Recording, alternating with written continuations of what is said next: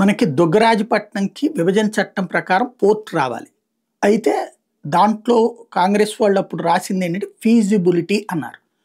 ఆ ఫీజిబిలిటీకి కేంద్రం తరపున అప్పట్లో మోడీ సర్కార్ వచ్చాక ఒక టీముని పంపించారు, నిపుణుల కమిటీ. వాళ్ళు ఇది ఫీజిబిలిటీ ఉండదు అని తేల్చారు. ఎందుకంటే ఓ పక్కన కాకినాడ పోర్ట్ ఉంది, ఇంకో పక్కన కృష్ణపట్నం పోర్ట్ ఉంది.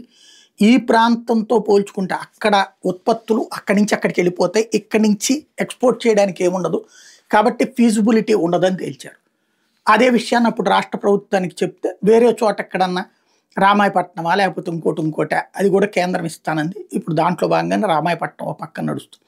అయితే దుగ్గరాజపట్నంకి ఒక ఆశ చూపించి కోల్పోయారన్నటువంటి ఫీలింగ్ ఉంది కాబట్టి దాన్ని సెట్ చేసే ప్రయత్నంలో భాగంగా ఇప్పుడు షిప్ బ్రేకింగ్ యూనిట్ అట కేంద్రానికి నివేదిక పంపించిందంట రాష్ట్ర ప్రభుత్వం. విశాఖపట్నం మేజర్ పోర్టుతో పాటు Gangavaram, Krishnapatnam, Kakinada deep water, Kakinada anchorage, రవ్వ పోర్టులు కార్యకలాపాలు జరుగుతున్నాయి. కొత్తగా మూలపేట, రామాయపట్నం, మచిలీపట్నం, కాకినాడ ఎస్సీజెడ్ పోర్టుల నిర్మాణ పనులు కొనసాగుతున్నాయి కాబట్టి కొత్తగా 10 చేపల రేవులు కూడా అందుబాటులోకి రాబోతున్నాయి. ఎన్ని జగన్ టైంలో ప్రారంభించినటువంటి ఇప్పుడు పూర్తవుతున్నాయి.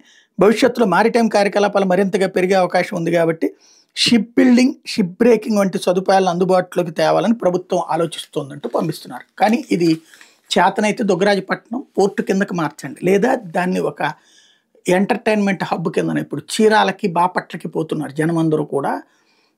దాన్ని ఏమంటారు, వినోదానికి, విలాసాలకి.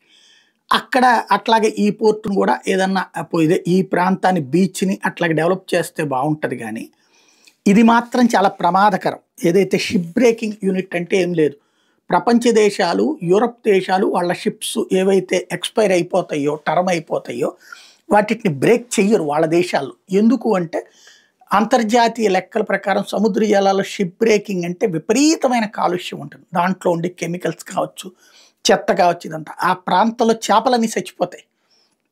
ప్లస్ అవన్నీ కలుషిత జలాలుగా ఉంటాయి. కాబట్టి యూరప్ దేశాలు చెయ్యవు. కానీ వెనుకబడిన దేశాలు, చైనా లాంటి వాడు చేస్తాడు, బంగ్లాదేశ్ లాంటి వాడు చేస్తుంటాడు.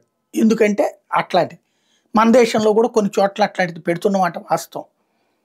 మన రాష్ట్రంలో ఆ కాలుష్యం అవసరమా? ఆలోచించుకుంటే బెటర్.